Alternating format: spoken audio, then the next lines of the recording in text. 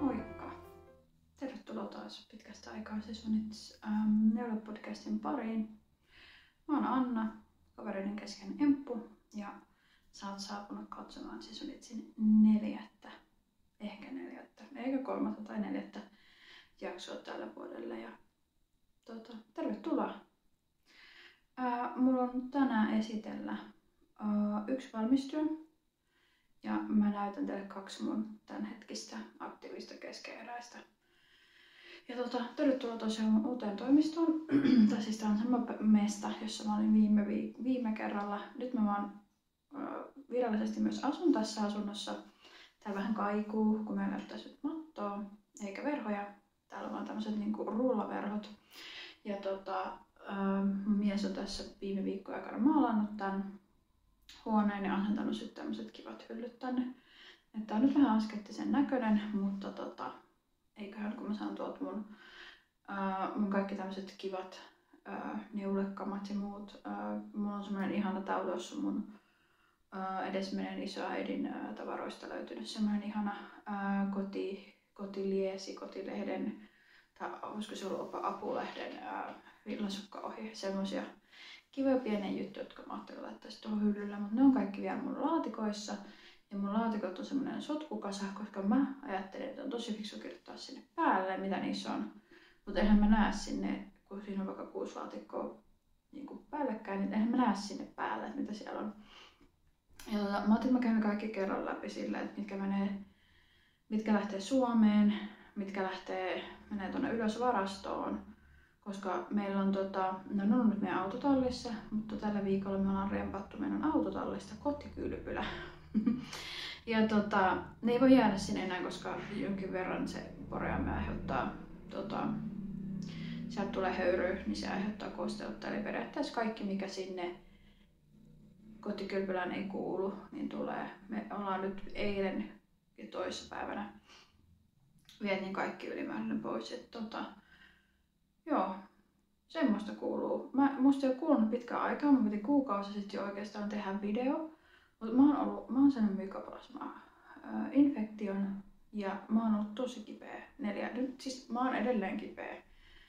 Siis jos normaali on se, että ei ole kurkku kipeä, ei yskitä, ei nenä valu, ei ole semmoinen olo, niin siihen verrattuna en ole vielä terve. Nyt on jo parempi, niin mun ääni alkaa kuulostaa siltä, että se on mun ääni, koska mä kuulostin ihan koiran vinkulelulta monta päivää, ensimmäiset 2 viikkoa. Mutta mun tosiaan piti jo pari kuukausi sitten tehdä video, mutta mä tulin kipeäksi, mä oon ollut edelleen kipeä. Ja edelleen on vähän semmoinen huono olo, tai semmoinen niinku vetämätön olo. Mutta nyt alkaa kuitenkin olla sen verran hyvä olo, että mä jaksan tehdä tämän videon. Ja sen jälkeen mä hyppään mun miehen kanssa tonne altaaseen. Mutta tarkoituksena olisi tehdä video kerran kuukaudessa, about siinä niin kuukauden neulejutut tai muuta tämmöstä. Mutta katsotaan nyt terveys edellä.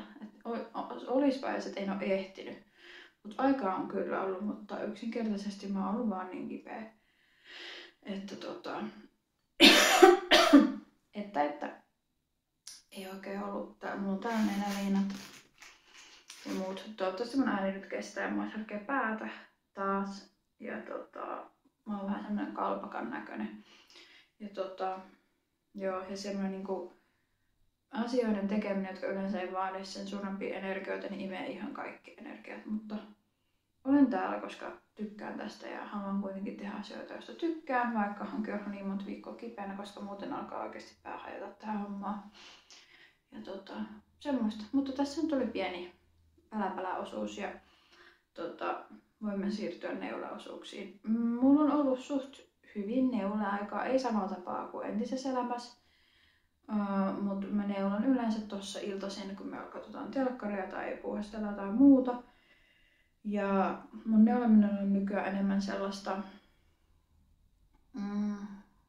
sellainen illan rentoutumishetki kuin ehkä tavoitteellista tai kuin että mä istuisin alas ja neuloisin jotain ihan edistääkseni sitä asiaa. Et enemmän se on semmoista, päivä on ohi, istun tähän sohvalle nyt ja neulon hetken. Se on enemmän sellaista, että ehkä enemmän se oli sellaista vähän tavoitteellisempaa, mutta mä nautin neulomisesta myös tässäkin muodossa, että ei se siinä. Välillä tietysti esimerkiksi, kun mä tein tätä paitaa, minkä mä näytän kohta, niin siinä oli toi yläosa vähän semmoinen, että siinä piti seurata ei kaavaa, mutta tiettyä sequencea, stitch sequence. Mikäli on suomeksi, mulla on vähän huono suomi ja huono ruotsi ja huono englanti nyt, kun vasittaa niin paljon kaikki. Kun mä teen siis, mun oma duuni, jota mä teen 5 päivää viikossa. Puhun englantia, suomea, ruotsia, mitä nyt tarvii puhua. Sitten mulla on myös sivuduuni, jota mä teen opiskellakseni siis hollantia. Mä puhun siellä hollantia ja kotona puhutaan englanti, hollanti, saksa sekoitusta ja joskus siis tuntuu oikeesti niinku miten, kun alkaa puhumaan, niin tulee vaan niinku että sieltä ei tule mitään järkevää. Mutta joo. Ja mä oon nyt myös ratkaissut tuon mun edellisellä kerralla, kun mä kuvaan etukameralla. Ja mä oon ennen kuvannut mun järkkärillä, mutta tässä huoneessa ei ole niinku tarpeeksi väliä, että mä saisin mun järkkäri piritettyä ainakaan toistaiseksi. Ja mä oon ajatellut vaihtaa mun kameran rungon isompaan, joten sekin niinku tekee asioista vielä mahdottomammat. Mutta mä kerron tuossa lopussa vähän kuulumisia. Mä haluaisin kertoa myös tosta mun synttäri roadtrip viikosta, mutta siis mä oon ollut sen jälkeen niin kipeä, että mä en vaan voinut. Mut aloitellaan tällä yhdellä valmiina. Tää on siis päättelemätön, mutta tää on kyllä valmis. Et kyllä tää nyt voisi heittää päälle ja sanoa, että nämä rimpsurit on vaan niinku koristeena. Ne kuuluu tähän. Mulla ei ole mitään käryä. Mä oletan, että tää on nyt niinku, tää on takaosa ja toi on etuosa, mutta mä oon tehnyt tämmöisen kuin Megan Nordeckerin kala. Mä en valmistunut millään tapaa, mutta mä laitan tähän kyllä sit aidon oikean nimen. Mutta tämän näköinen toppi. Tää oli tosi kiva tehdä. Tää on siis näyttävä, mutta helppo tää yläosa. Ja mä oon siis tykästynyt tosi paljon tällaisiin, niinku, te näette kohta mitä mä oon toista tekemässä, tällaisiin, niinku, että tää yläosa tehdään tasona ja tää on niinku drop shoulder tai sitten tässä menee joku sauma. Koska mulla on tosi pyöreät olkapäät ja sitten mä istun vähän sillä ja tällä, niin tuntuu, että mä niinku kaikki valuu olkapäältä pois. Niin sen sauman avulla saa sitten vähän semmoista istuvuutta. Esimerkiksi navelli on yksi mun suosikkeja. Ja tavallaan siihen saa niinku sellaista ryhtiä siihen vaatteeseen. Ja mä oon tykännyt tosi paljon, etenkin kesätopeiksi tämmösiä, kun ei ole mitään alla. Olkapää voi olla aika liukas, mulla on vaan joku narutoppi alla. Niin se tekee siitä tosi paljon ryhdikkäämmän siitä vaatteesta. Niin mä tykkäsin tästä tosi paljon. Tää oli helppo ja nopea. Ja tää on, mä en nyt muista tää langan nimiä, mutta tää on jotain, mitä mun serkku osti mulle Snurrasta 23, siis 22, mikä vuosi nyt? Nyt on 24. Mun serkku osti mulle tämän vuonna 2022 joululahjaksi. On todella kaunis lanka, aivan mun värinen. Mun sukulaiset selkeästi tuntee mut ja tässä on nyt tämä. Mä käytän siis kesäisin, tässä on, nyt tästä yritän näyttää yksityiskohtia. Mä katson tästä todella hassusti yli, kun mulla on tämmönen, mä ostin itselleen tämmösen peiliviritelmän. Siis, koska toi mun puhelinyliku menee herkästi, jos mä kästaan. Mä ilmeisesti oli joku selittämässä sitä etukameraa ja mä kuvaan etukameralla. Ja jolloin siis tietysti mä haluan nähdä mitä tapahtuu tuolta takaa. Eli vaihtoehtona on kästata tai peili. Niin mä ostin Interwebin ihmeellisestä maailmasta tommosen niinku jutun, mihin mä laitan tämän puhelimen kiinni. Ja tuolla toisella puolella on peiliin, niin mä näen, että kuvaaks tää vielä. Ja vähän sillä, että missä kohtaa tätä hommaa mä oon. Ja eikä tarvii viritellä mitään kahta puhelinta. Mutta tosiaan tämmöisiä yksityiskohtia. Mä en ole jaksanut päätellä tätä, koska mä oon ollut niin kipeä.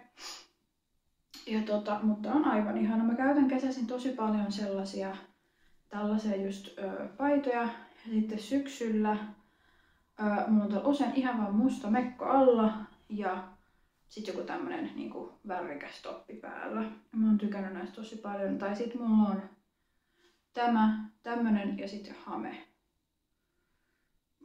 Farkkujen kanssa mä en ole kauheasti käyttänyt. Mulla on kyllä nyt uudet, siis aivan mun pakko kehua. Mä ostin siis Vinteristä semmoset kuin Madaran farkut. Ne on siis jotkut tämmöset jekkinsit.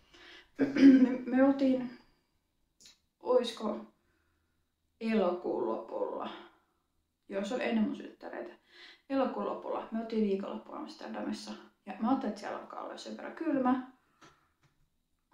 Oli se elokuun lopulla. Ja mä ajattelin, että siellä alkaa olla sen verran kylmä, että mä laitoin farkut jalkaan. Virhe, ne puristi, kiristi, paino oli huono olla, mahapaino, joka paikassa tuli cupcakeja kun ne paino. Sitten mä ajattelin, että vittu mä en enää ikinä laita farkkuja jalkaan. En ole sen jälkeen laittanut, mutta mä ostin itselleni tällaisia stretchy comfy farkkuja. Mä oon ollut näihin tosi tyytyväinen. Mä käytän näitä töissä, mä käytän näitä arkena. Ja nämä on siis semmosia, että sä saatat unohtaa, että sulla on farkut päällä. Et kun mä oon tuolla sohvalla, mä oon silleen, ai mulla onkin vielä farkut päällä, koska nämä tuntuu jalassa legginsseiltä. Siis semmoiselta juoksuhousuilta. Mä voin vaan suositella, eli Madara oli se merkki. Kannattaa googlaa. Ne on aika, siis mun mielestä 50 € housuista on tosi paljon. Mutta siis mä oon ostanut nää Vinteristä, koska näitä on aika paljon Vinterissä, koska esimerkiksi näiden koot on aika isoja tai väliä, sanotaan väliä, koska sitten kun sä käytät niitä, niin ne vähän löystyy se stretch-kangas, niin siellä on paljon väärän kokoisia ostoksia myynnissä, että kannattaa katsoa Vinteristä. Mutta siis tämmöinen kalatoppi. En ole kokeillut vielä, mutta siis nämä on myös high-waisted, että nämä tulee aika korkealle, että näiden kanssa voisi periaatteessa käyttää näitäkin, mutta mä tosiaan tykkään näistä crop topeista, jotka on teepparimallisia, eli voi laittaa kapealkaamisen mekon alla, nämä näyttää tosi kivalta ja töissä, koska himassahan mä oon aina ihan rehellisesti verkkapuvussa tai juoksulegissä, mutta mä tykkäsin tästä tosi paljon. Tää on sinkkumerino, ja minkä takia täällä on näin paljon näitä tällaisia irtopäitä ja tällaisia katkaistua lankoja, sen takia kun mä tätä lankaa kerin käsin, niin mä saan sen molemmat pyyhit niin pahaan solmuun, tai sitten noille muutossa mennyt niin pahaan solmuun, että mä en yksinkertaisesti saanut niitä enää auki, niin mulla oli vähän pakko katkoa niitä, mutta siis mä tykkään tosta tosi paljon, todella onnistunut. Tällä on vielä nyt syksylläkin käyttö, koska täällä on aika lämmin kuitenkin. Ja toimistolla on lämmitys päällä, niin sinne nyt ei ihan kauheasti kannata laittaa hirveästi vaatetta, mutta mä istun ikkunan vieressä, koska mä oon ensimmäisenä paikalla, mä otan aina saman paikan. Ja mä istun ikkunan vieressä, siinä voi olla vetosta, niin mä oon kyllä tosi tyytyväinen. Tää on ihanan pehmeä ja ihan mun värinen. Mutta tosiaan, niin. Tästä ei ole mitään sen suurempaa sanottavaa. Tää oli tosi selkeä ohje, kiva ohje. Aivan voin suositella. Oli tosi kiva. Ja mä tein koossa. Mä en muista mitkä oli ne koko valikot, mutta semmoinen, että tässä oli. En muista miten paljon tässä on väliä. Vai mikä tässä oli rinnan ympärys. Mutta mä laitan senkin tuohon alle. Mutta tosiaan, tai ravellista löytyy aina. Mutta tosiaan tossa on mun ainut valmistyö. Sitten mulla on 2 keskeneräistä työtä tai työn alla olevaa. Esittelen niistä ekana vaikka nämä sukat. Eli mä sain mun naapurilta polkupyörän, kun tää kaupunki, missä mä nyt asun. Ennen mä asun semmoisessa kaupungissa kuin Valkenburg. Ja sieltä he vuonna Kuusessa, ja mä asun 2 kaupungin tai kyliähän ne on, mutta he nimittää itseään kaupungiksi, niin annetaan heille nyt se vähän niinku ajaisi Kiikasta Vammalaa. Vammala on niinku Sastamalan keskusta ja Kiikka on niinku sivukylä, mutta täällä kaikki on kaupunkeja ja omia kuntiaan. Mutta kun mä asuin Valkenburgissa, niin kaikkialle piti mennä autolla, koska kaikkialla yksinkertaisesti oli niin pitkä matka. Pitkä matka on toki suhteellinen, mutta anteeksi, mulla on täällä tämmönen laite, joka ruihkauttaa tänne huoneeseen hyvää tuoksua aina puolen tunnin välein. Mun mies on tosi into kaiken maailman huonetuoksut. Mutta ette täältä mitään pieräskele.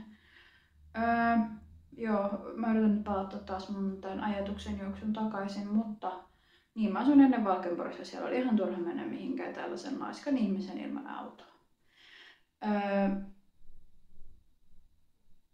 Mutta mä oon nykyään sellaisessa kaupungissa, missä kaikki on oven suussa. Ja täällä on tosi kiva ja helppo liikkua pyörällä. Ei muun muassa ole mäkiä, niin kuin Valkenburg oli yksi iso mäki. Niin he sanoo, että Hollanti on tosi lättänä maa, mutta mä oon sanonut, että tänne etelään tulee ja tätä kutsutaan nimimerkillä Hauveland, eli ilmeisesti niin kuin kumpumäki maasto.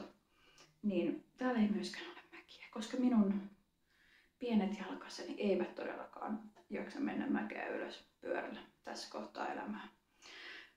Mä kyllä käyn juoksemassa, mutta se ei, en mä tietysti nyt voinut monen melkein 2 kuukauteen käydä juoksemassa, mutta melkein kuukauteen, mutta siis joo, mä en siis ihan lyhyesti sanottuna, en pidä pyöräilystä. Täällä on tosi paljon liikennettä, se on nopeaa,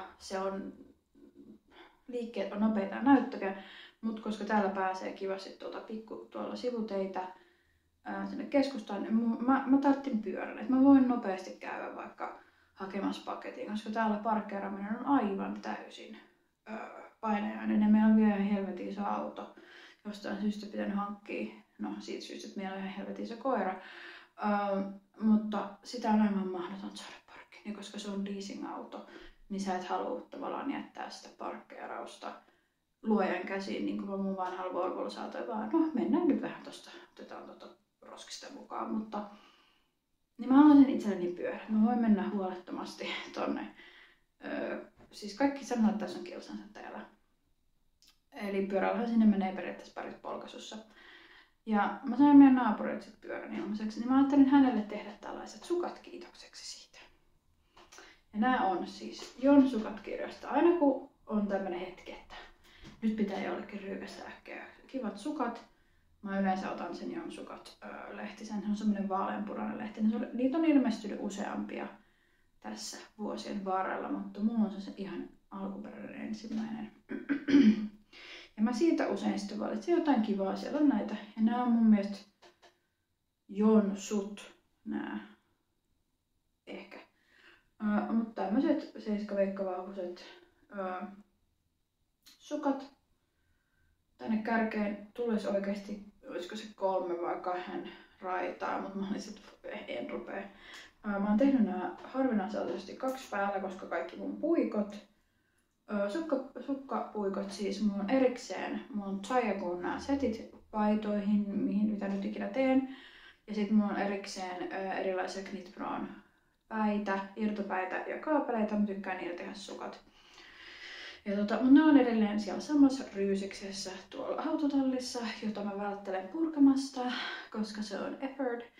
Niin mä heitin nämä 2 päälle ja ajattelin, että no ei se voi olla niin pahaa. Ja silloin kun oli 3 lankaa, eli 6 kerää kiinni tässä kohtaa, joo, olihan se vähän ruuhkasaa, mutta siis loppupeleissä aika kiva. Voisin harkita tekeväni jatkossakin sukat 2 päällä, mutta toisaalta mä oon aika nopea neulomaan. Niin kun mulla on se 1 sukka vaan, niin se menee aika nopeasti. Sitten mä neulon yleensä sukat niin, että mä teen vaikka varren, mä teen varret molempiin. Sitten mä teen tän osuuden molempiin, mä teen niinku tandemina, en niinkään tälleen. Vai olisiko tää tandemina ja se olisi niinku, en mä tiedä. Päättäkää te. Mutta joka tapauksessa tässä on nyt tulossa tämmöiset jonsukat.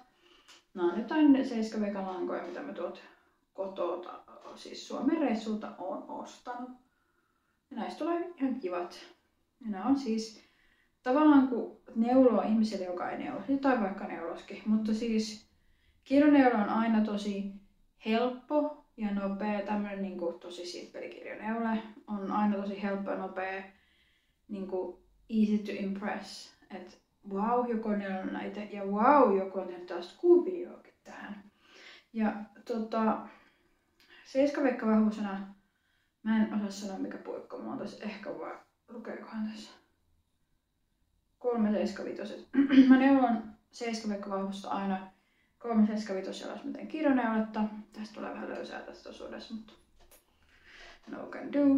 Sileetä 3 puolikkaalla ja mä teen yleensä, mä oon vähän arka tekee vinkkuvahvuisia kirjoneulosukkia, koska niistä tuntuu tulevan niin ohuita.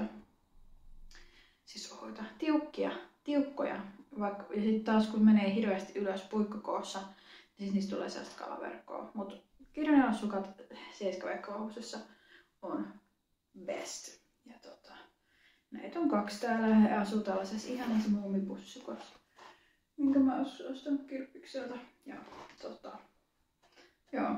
Nämä on tullut aika nopeeta. Mä oon nyt vaan ollut kipeä, niin mä oon vaan yksinkertaisesti jaksanut. Ajatus siitä, että tuossa pyörii 4 kerää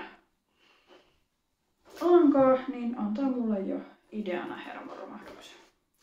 Tämä on mun toinen nyt aktiivinen keskeneräinen. Mun pitäisi myös mun sisaren paras ystävä saa ihan näinä päivinä pienen pojan. Ja mun sisko pyysi mua neulomaan hänelle jotain kivaa. Ja mulla on tuolla langat, mutta mä en ole vaan, koska sit pitää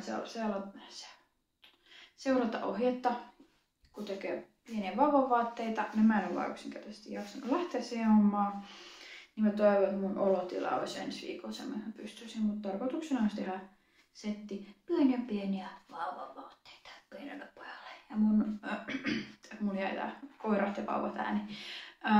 Mun ystävällä ja mun työkaverilla on myös pieni poika, jolle mä lupasin tehdä kans pieniä vaatteita, koska hänen mun 2 työkaverilla on pieniä vauvoja, pieniä lapsia, vauvoja, taaperoita.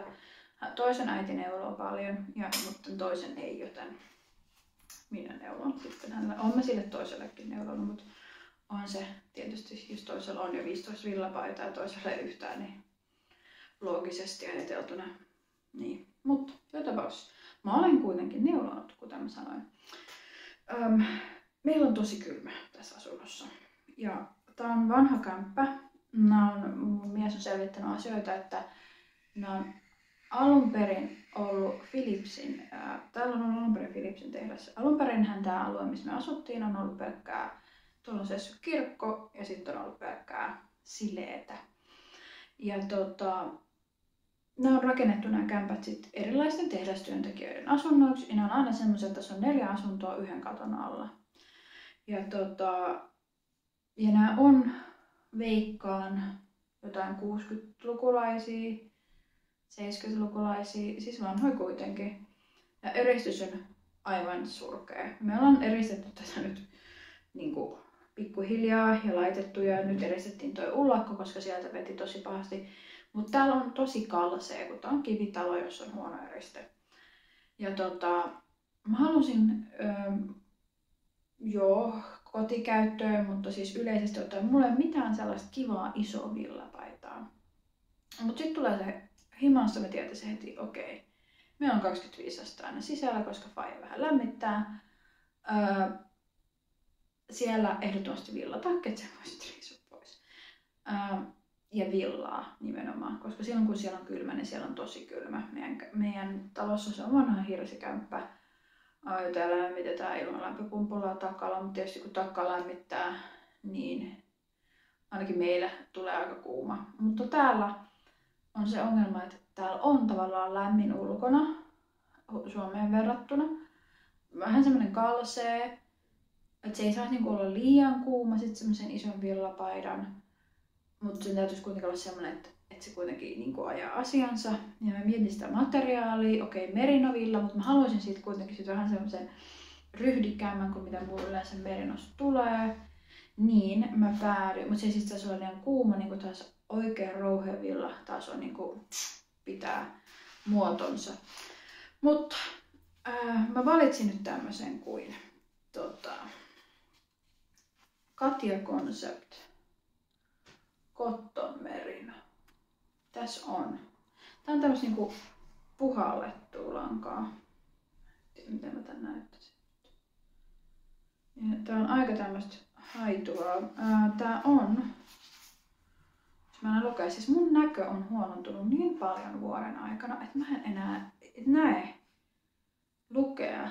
Siis mulla on aina ollut hyvä kaukonäkö. Mut nyt mulla on tullut silleen, että mun täytyy tuoda, tästä mä nyt näen, tosta mä en niin näe. Et mun täytyy ihan oikeesti niin tuoda tää lähelle. Ja mä näen, koska mä oon tossa, mulla on kakkosduunina, mä teen pari iltaa viikossa paikallisella kaupalla. Mun työkaverina on pääosin nuoria, Heidän kanssaan on tosi kiva puhua englantia, asiakkaat höpöttää. Ja siis ne nuoret, siis ne ymmärtää ihan mitä siansaksaa mä vaan niille selitän, niin ne tajuu mitä mä tarkoitan. Samoin niin vanhemmat ihmiset, siis ne on niin kuin mummo, pappa, ikäluokka ja sitten nuoret. Se väliosasto on väliin vähän silleen, no vittikö, että epoiko noin, tällainen aksenttikin. No kuule, mä puhun varmaan 6 kieltä, montako sä. Ja jos mun nyt on hollannis-aksentti, ja siis täällä ei puhuta sitä semmoista räkähollantia, vaan ihan sellaista niin kuin vähän saksan kuulosta. Mut kuule, sillä nyt ei voi mitään, mutta ainakin mä puhun montaa kieltä. Sama ei voi sanoa heistä. 70% cotton, puuvillaa, 30% virgin wool. Niin, kai se on sitten merino, kun tässä sanotaan. Mulle virgin wool on mulla tuo sellainen kuva, että on niinku käsittelemätön villa. Mutta siis kai se on siis 30% merinoa. 78, niin. Luulisin, että tässä on niinku jotain muutakin sit. Että kun tässä on tämmöinen niinku tuubi. Mutta ehkä se on sitten niinku tehty siitä puuvillasta. Mutta tosiaan tää on tämmöistä niinku ketjulankaa. Tämmönen tötterö täällä. Niin mä valitsin tän, koska tää on ihan super pehmeetä, niin tässä on tosi kiva tää väri. Eli mulla on täällä työn alla, mä aina välillä kurkkaan tuonne, kuvataan vielä. Mä oon esimerkiksi mun isovanhemmat soittanut ja keskeyttänyt mutta heillä on tapana soittaa sunnuntaisin. Ja täällä on tulossa nyt tämmönen paita kuin Sofi, olisiko tää Sofi? Ja tää on Petinitsin tekemä. Tää on nyt taas hänen niitä ohjeita, missä on vähän mun mielestä siinä on aika surkeasti se. Oliko se joku tuo? Ei, tässä on kans kokoja ihan kivasti.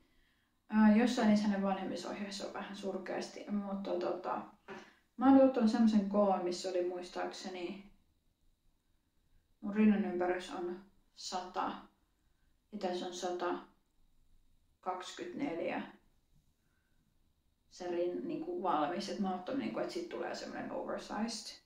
Ja tää on ollut ihan kiva, kuten taas sanottu, mä oon tykästynyt tosi paljon nyt näihin tämmöisiin paitoihin, missä on saumat, niin kun mulla on tämmöiset, ja sit kun mä aina istun niin kuin tälleen pienessä paketissa tietokoneella ja muutenkin, ehkä tässä jotain tehdä tälle ryhtiasialle, koska mä oon aina, mutta joo, niin mä oon tykästynyt näihin saumallisiin. Tää on tosiaan tämmönen, tehdään ensin tää yläosa, yhdistetään pyöröksi ja pasotellaan se tonne reunaan ja tänne tulee yksi nurinresori ja sit hihat oman maun mukaan. Niin pitkät kun haluaa tehdä. Kai mä teen jotkut semmoset. Mulla on nyt niinku tähän asti mä oon kääntänyt tän. Et ehkä mä teen tämmöset niinku vähän lyhyet, mutta kuitenkin siis pitkät. Tämmöset niinku, en mä tiedä miskä tätä sanotaan. Mun tatuointi. En mä tiedä, onko mä näyttänyt teille mun uutta tatskaa. Mitenhän tän saisi näkymään. Tässä on mun uusi tatuointi, jonka mä otin viime toukokuussa. Mutta tässä on kauheasti kuvailut. Tuossa on orvokki, joka edustaa mun äitiä. Ja sitten täällä on erilaisia kukkia erilaisissa elämäntilanteissa. Tai erilaisissa tuolla vähän nupulla ja tuossa on erilaisia kukkasia. Ja sitten ne menee niinku tänne. Tää niinku tavallaan edustaa sitä mun matkaa. Mä olin tänne mun 10-vuotis. 2013 oli mun 10-vuotis anniversary. Mikähän se on suomeksi? Vuosipäivä Hollannissa asumisessa. Eli mä oon nyt parin kuukauden päästä asunut 12 vuotta. 2013 oli 10, niin 12. Niin mä otin tän sen kunniaksi ja tää edustaa tavallaan niinku minun matkaani. Eri kukat, eri vaiheita siitä. Sitten on tämmösiä nuppuja, jotka on niinku puhkeamassa kukkaan. Niin tää orvokki täällä on mun äidille. Niin kuin hän on kaiken pahan alku ja juuri. Ja usein mä huomaan, kun mä oon tilanteessa, jos mä mietin, mun äiti on siis kuollut tuossa 2016. Hänellä oli vaskulaarinen tauti ja hän meni onneksi tosi nopeasti ja siinä mielessä niin kuin odotetusti, mutta me oltiin tosi läheisiä ja tavallaan niin kuin monesti tulee mieleen. Mä pystyn puhumaan edelle ihan kaikesta ja vaikka meillä oli mun teiniässä aika myrskyinen suhde, niin mun äiti ei ikinä luovuttanut, vaan aina etsi sitä ratkaisua ja tavallaan mä oon siitä tosi kiitollinen.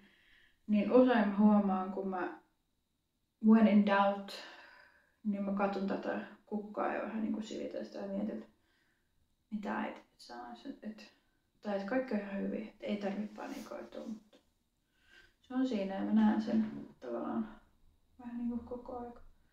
Ja Orvukki on mun lempikukka. Mulla Orvukista tulee mieleen aina äiti. Mutta semmonen pieni tarina tähän väliin. Joo, niin tosiaan, kumpikohan näistä nyt etupuolella ja kumpi takapuolella. Mutta tää on ollut tosi kiva lanka. Mä kuulin vähän juttua Discordissa, tai myös vähän niinku helposti nukkaantuu, johon mä voin vain todeta, että joo, varmasti tällä, kun tää on tällaista pörheetä, niin varmasti tää on jotain vähän niinku, mutta mulla on onneksi hyvä nukkavehje. Ja tää on vähän tämmönen niinku nukkainen pinta jo valmiiksi. Mä voin kuvitella, että sit jos tää vielä nukkaantuu, niin se näyttää 100 kertaa nukkasemmalta. Mutta tää on tosi kivan tuntunen. Materiaalilta on sen verran kuitenkin puuvillaa, että mä en paahdu tässä. Mutta sitten mä saan kuitenkin kiehtoutua tähän paitaan. Ja laittaa tänne alle 4-5 muuta villapaitaa, että mä selviän täällä, koska täällä siis meillä lämmitetään kaasulla, joka oli ennen erityisen halpa ratkaisu, mutta nyt, koska maailman tilanne, niin kaikki tiedämme, että kaikki on kallista, joten mä vähän aina piistelen täällä lämmityksessä, niin säästäkää sähköä, tehkää villapaita, tai kaasua tässä tapauksessa. Mutta joo, mä odotan tosi innolla, että mä saan tämän valmiiksi. Mä oon neulonut tätä tosi paljon. Mulla on 10 kerää. Voi olla, että meillä isoihin tilaa vähän lisää, mutta mä oon melkein, mun puuttuu 10 senttiä tosta helmasta ennen kuin saa tehdä resorin. Mun täytyy kyllä sovittaa, että pitääkö sitä tehdä vähän lyhyemmäksi, mutta mun on aika lyhyt toi torso. Mutta tää on niinku tän näköinen ja tää on aivan ihanan värinen ja aivan ihanan tuntunen. Mä oon tosi tyytyväinen tähän. Ja mulla ei olekaan semmosia, mulla on aika paljon on tosi kroppitoppeja, jotka mä oon tästä mekon päällä. Mulla ei oo mitään oikein sellaista niinku tällaista oikein villavillapaitaa. Mulla on villatakki, se pudding ja jotain muita, mutta ei tällaista kunnon villapaitaa. Mutta tosiaan tämmönen. Ja siinä oli oikeastaan niinku miten mä oon nyt ollut työn alla. Mun täytyy niitä vauvaneuleita tehdä ja semmoista, mutta toisaalta se on ihan kiva pitää itseänsä kiireisenä. Mutta ennen kuin mä lähden siihen hommaan, niin mä odotan, että mä oon vähän parempi, koska mä en yksinkertaisesti jaksa tehdä mitään. Tämän jälkeen mä menen varmaan päikkäreille, kun tää imi kaiken mun. Ei sen takia, että se olisi ollut jotenkin raskasta tai mä en olisi halunnut tehdä tätä, mutta ihan se vaan mitä tekee, niin on koko ajan tosi väsynyt ja koko ajan tosi nuutunut. Ja mä oon syönyt 3 eri antibioottia siihen mykoplasmaan, mutta nyt vasta niin perjantaina todettiin, että se on edes mykoplasma, koska Hollannissa tykätään aina ootella varmaan joka paikassa, että jos se menisi itsessään ohi toivomalla, mutta joo, semmoista. On ollut aika kiireistä muuten. Mun synttäreillä mä olin 1,5 viikkoa lomalla, me haettiin meidän uusi auto, käytiin Brysselissä, Amsterdamissa, Zaandam, Zandvoortissa, ne on molemmat Hollannissa, siellä toisessa paikassa on formulat, Brysselissä, Dinantissa, Antwerpenissä,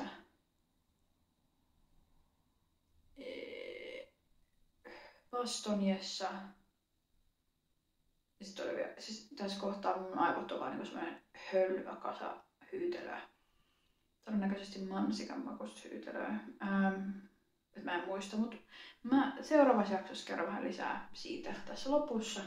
Kävin tosi kivassa paikassa, me käytiin Antwerpenin eläintarhassa, me käytiin Dinantissa, missä on semmoinen, se on tosi pieni se kaupunki, mutta siinä nousee semmoinen iso katedraali. Siinä on ensin semmoinen iso katedraali ja sitten siinä nousee semmoinen iso linnoitus. Se on todella makeen näköinen. Mä en ois siis postannut kovin mun Instagramiin, kun mä oon seurannut kun heti sitten mun loman jälkeen oli ihan kauhea viikko töissä, kun kaikki muut oli kipeänä. Ja sitten mä tulin kipeäksi. Ja niin kuin kaikki on jäänyt kuin paskapönttöön. Mutta joo, oli kiva, että jos selvisitte tänne asti. Toivottavasti nyt jakso alkaisi nyt tulla vähän useimmin, etenkin nyt kun on tää mun toimisto valmiina. Pystyn täällä kuvailemaan. Ja tosiaan Instagramissa sisu_nits, mut löytää tietysti päivittäinkin useimmiten. Ja jos kiinnostaa, niin meillä on edelleen aktiivisena semmoinen paikka kuin Neula Discord Neuloosi. Discord on siis keskustelusovellus, joka toimii puhelimessa, tietokoneella ohjelmana ja selaimessa. Ja tosiaan siellä me jaellaan kaikenlaisia neulajuttuja. Mä jätän linkin tuohon alle. Mutta tosiaan kiitos kun tulitte tänne.